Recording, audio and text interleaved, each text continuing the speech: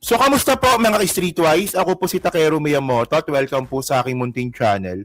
So, mga kababayan, no, kilala niyo po ba si Congressman Nonoy Andaya? No? Actually, nag-trending siya bigla ulit. No, siya po namatay noong 2022. Huling araw ni Digong bilang presidente ng Pilipinas. Out of nowhere, bigla siya nag-trending ulit. No, nagulat nga yung mga ibang mga spectators sa Facebook, tsaka ibang mga vloggers na bakit lumalabas na naman si Noynoy Andaya. Okay. So maganda pag-usapan to, no, kasi ito po ang magpapatunay na matagal na pong alam ni Digong yung maanomalang flood control scandal. At kilala niyo po kung sino yung ano niya, yung kasabwat niya dito, no? Yung finance officer mismo ni Digong. Si pangalan nun? Jokno. No? Joke time! Magnanakaw pala si Jokno. Okay. So sabi dito okay. Okay. Wait lang basahin natin O Bicol nga, no? Camarines Sur nga, no? Okay. Naga City, no? Former Camarines Sur Representative Rolando Noynoy Andaya was found dead inside his house in the city with the bullet wound to his head on Thursday morning. Oo. So, ibig sabihin nito, may baril sa ulo, no? May bala. The Bicol Regional Office reported that his personal assistant rushed to his room after hearing a gunshot and saw him lifeless. As of the moment, police authorities is closely coordinating with the family. So, sa kwarto nangyari, ano ba nangyari dito? No? Wala pa kalinawagan, no? His death was confirmed by his children, Ranton and Katrina. With deep grief and sadness, we announced so patay na nga, no? So, ano ba nangyari dito? Wait lang, search ko lang. Medyo kulang yung research ko, no? So, Noynoy Andaya. Tinanong ko lang may suspect, Noynoy Andaya. Suspect. Death.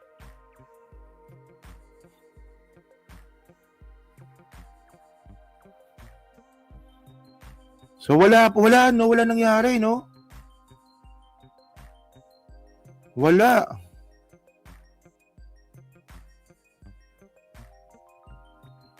Suspected of suicide. Okay. So suspected of suicide. Ay nasabi. Okay. So ngayon, no, so syempre sabi ng mga tropa ni Digong, ng mga DDS, si Noynoy Andaya daw po adik. Ganun po talaga mga kababayan, no, kapag ikaw po kanilaban mo si Digong noong panahon na yan, tatawagan kang adik. Well, syempre, no, ewan ko kasi police, panahon ni Digong pa nangyari to. So, wala, ganun na police report di ba? Ano to, para tokhang din ba? Yung death certificate, heart attack, tapos may tingga sa ulo. Okay. So ngayon so ganyan po So sabi ng police suicide daw, suspected suicide. Oo. Pero syempre no, hindi naman natin pwedeng ikaila na posibleng cover up din po ito. No? Wala, hindi tayo police Kaya So ngayon, ito yung expose ni Andaya rest in peace nga pala siya, no? Okay. Tingnan niyo to 18, City Leoncio Construction Trading bagged at least 36 projects amounting to 2.1 billion in the provinces of Sorsogon and Catanduanes. A close scrutiny of City Leoncio projects also yielded an interesting result. We found out that City Leoncio's major partner for its Bicol projects is Arimar Construction. In fact, almost one-third of City Leoncio's total projects in Catanduanes and Sorsogon, 550 million out of the 1.5 billion, found their way to Arimar Construction. Now, who then owns Arimar Construction? Its biggest stockholder is Jose Edwin Hamor, the incumbent mayor of Casiguran Town. Other incorporators are Maria Mines Hamor, Martin Aber Sikat, Maria Carisma Sikat, Romeo Sikat Jr., and Edmond Bautista. Now, who is Romeo Sikat Jr.? Romeo Sikat Jr., also known as Jojo, is the husband of Charlotte Justin Jokno Sikat.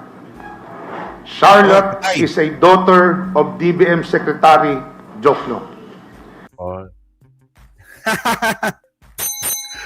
So, no, DBM, no, Department of Budget and Management, si Jokno.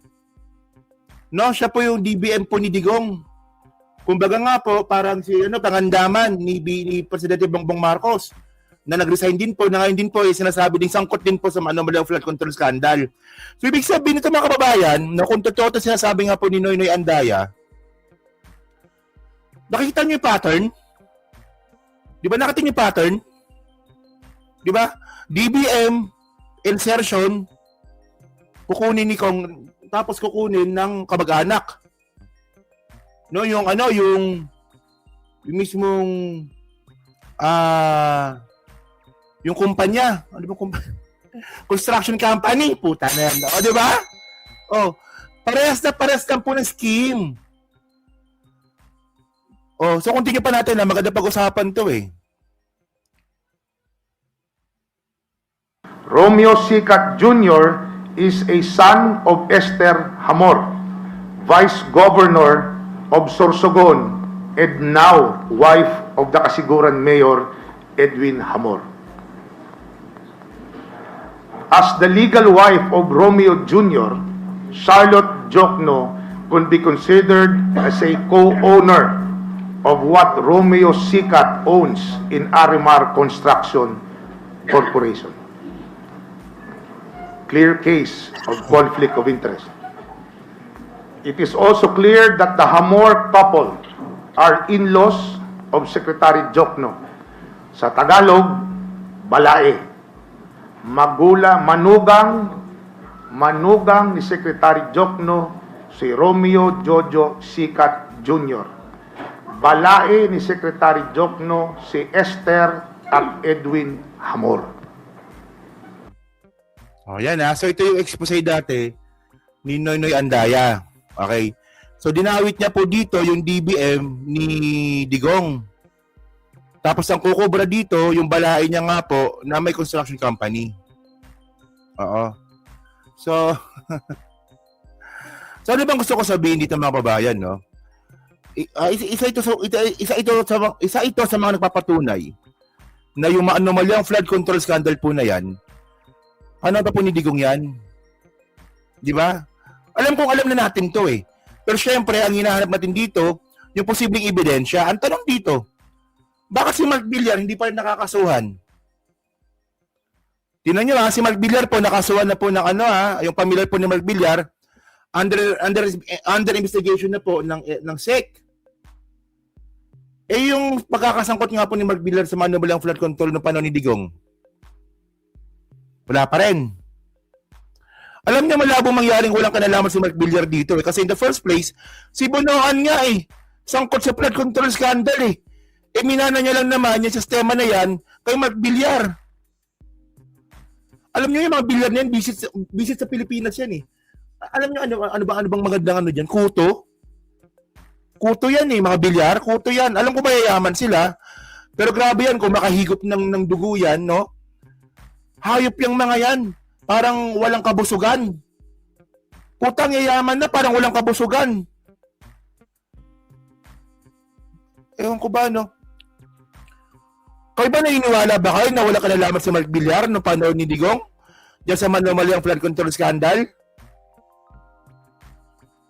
Oh. So, ito yung ito yung nasabi nga po ni Andaya, no? The DPWH budget insertions, Andaya accused Jokno of inserting of 75 billion.